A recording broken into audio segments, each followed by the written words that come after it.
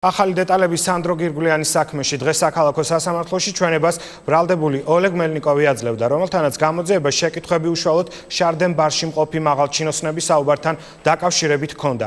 აღნიშნულ საკითხთან დაკავშირებით მუშაობს ჩემი კოლეგა გიორგი ფუტკარაძე, რომელიც პირდაპირ ეთერში გვერდება.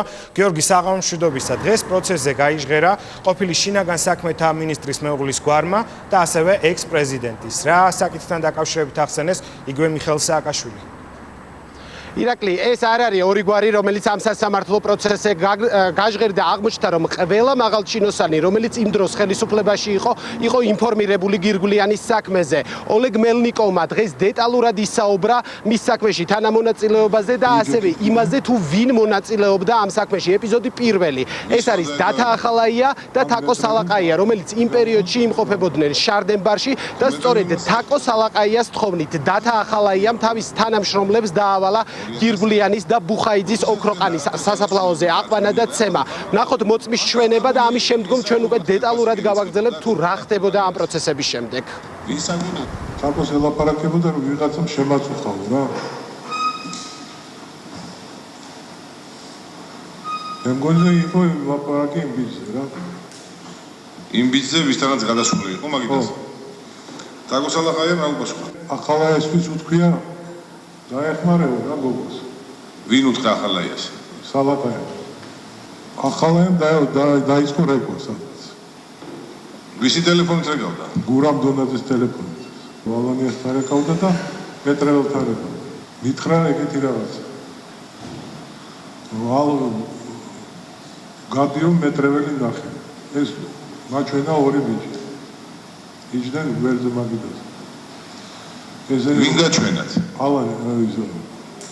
ახალაია. დაგანახათ ორი პიროვნება. და რა გითხრათ? დააკავა. უკვე მას შემდეგ, რაც მედიით გაჟღერდა ინფორმაცია სანდრო გირგულიანის მკვლელობის შესახებ, ხოლო ქალაქის სახალხო მღელვარებამ მოიცვა, ამის შემდეგ ჩინოვნიკებმა გადაწყვიტეს, რომ ფორმალურად დასჯილიყო რამდენიმე ადამიანი და როგორც მაყურებელს ალბათ ახსოვს, 4 ადამიანი დაისაჯა ამ პერიოდში გირგულიანის მკვლელობის საქმეზე. თუმცა, როგორც მელნიკოვი ყვება, პირველ რიგში დათა ახალაია შეხვდა მაშინდელ იუსტიციის მინისტრს ზურა ადეიშვილს, რომლისგანაც მიიღო პირობა, რომ სასჯელი არ იქნებოდა მკაცრი, ხოლო ზურა ადეიშვილთან შეხვედრის შემდეგ ის მიდის მიხეილ სააკაშვილთან შავნაბადას რეზიდენციაზე, საიდანაც წამოსული თავის კოლეგებს ეუბნება, რომ პრეზიდენტი აუცილებლად შეიწყალებდა მკვლელებს მას შემდეგ, რაც განაჩენი გახდებოდა ცნობილი და კიდევ ერთი საინტერესო დეტალი, თაკო სალაყაია ივანე მერაბიშვილის ცოლი ფიგურირებს ასევე მელნიკოვის ჩვენებაში, როგორც მელნიკოვმა აღნიშნა, მას დათა ახალაიას კაბინეტში, კუდის ოფისში დააწერინეს ჩვენება, უпростоრად კი მას მისცეს დაწერილი ჩვენება და ამ პროცესს უშუალოდ ესწრებოდნენ შინაგან საქმეთა სამინისტროს პრესასთან და საზოგადოებასთან ურთიერთობის სამსახურის ხელმძღვანელი გურამ დონაძე და თაკო სალაყაია. უცნობია ამ დროს რა სტატუსით იმყოფებოდა მერაბიშვილის ცოლი ამ დაკითხვაზე. ვიდა საღამოს დათა ახალაია. და მითხრა დაჯექილუზე, თავჯექილუზე, ჩემ გვერდზე მანქანაში ჩაგვიჯდა კია ალანია და სოსოთოპურით. მივედით გენერალურ პროკურატურაში დათა ახალაია შიგნით შევედით ეზოში. ავიდა ადეიშვილთან. რა ვიცი, 1 საათი გაგზავნა იქ, 2 საათი არ მახსოვს ზუსტად. რო ჩამოვიდა იქიდან,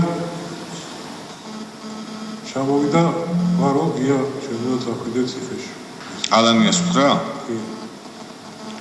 შემდეგ ჩვენ წავედით, მითხრა წავედია იმაში, შავნაბადაზე რა? სათუმო წასულიყო შავნაბადაზე. პრეზიდენტის რეზიდენციაში. ავიდან ისევ იყო, რა ვიცი, 1 საათი იყო. მანუ მარტო წავიდა? კი, დაახლოებით 1 საათი იყო.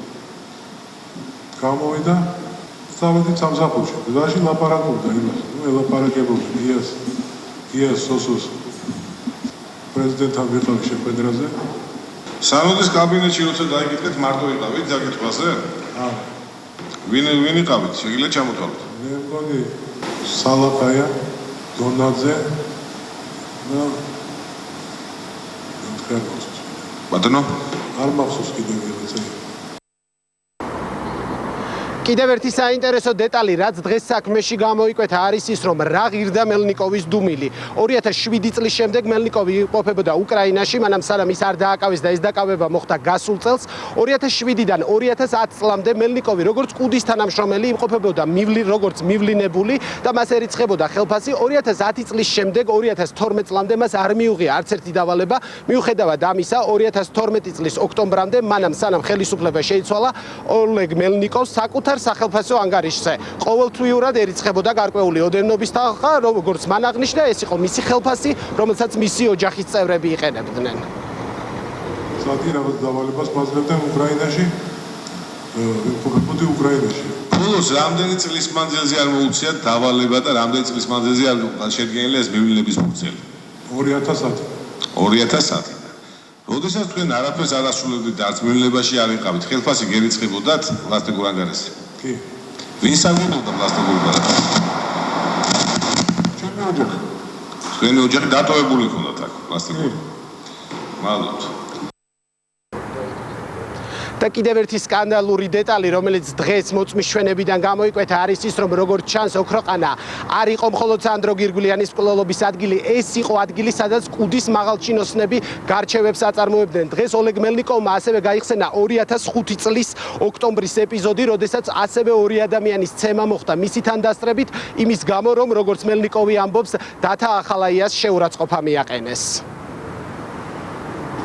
გლუზე მევიჯექი ახალაია იჯდა გვერდზე და ვიღაცა მესამე იჯდა. წავიდეთო იქით ოქროქანის. უმითხეს შედიო დღეს ავიდე. შედიო იქ. შევედი. გავჩერდი იქ. რამოდენიმე ხანში ამოვიდა 3 მანქანა. როგორც ლაპარაკიდან გავიგე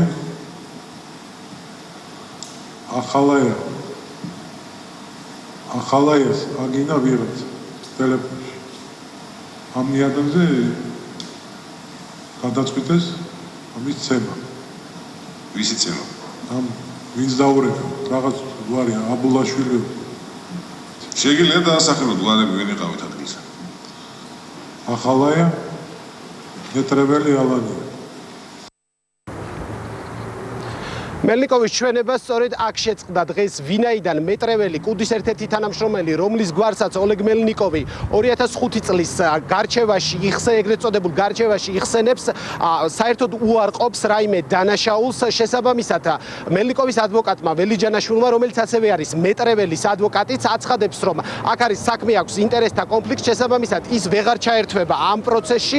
საგულისხმოა ისიც, რომ დღესვე ცნობილი გახდა, რომ ოლეგ მელნიკოვმა განაცხადა, რომ ის თავს გრძნობს დამნაშავედ და აღიარებს საკუთარ ბრალს. სწორედ ამის გამოცხადების შემდეგ ერთ-ერთი მისი ადვოკატი გახდა შეუძლოთ, შესაძლოა ეს უბრალოდ დროში დამთხოვა იყოს. ამასთან მე შეგახსენებთ, რომ გირგულიანის საქმე არის ერთ-ერთი ყველაზე გახმაურებული საქმე საქართველოს ისტორიაში, რომელზეც ევროსასამართლომ გადაწყვეტილებაში ჩაწერა, რომ ხელისუფლების ყველა შტო შეთანხმებულად მოქმედებდა იმისათვის, რომ აღნიშნული საქმის გახსნა არ მომხდარიყო. რაც შეეხება მელნიკოვის ჩვენებას, ის უკვე ორშაბათიდან განახლდება.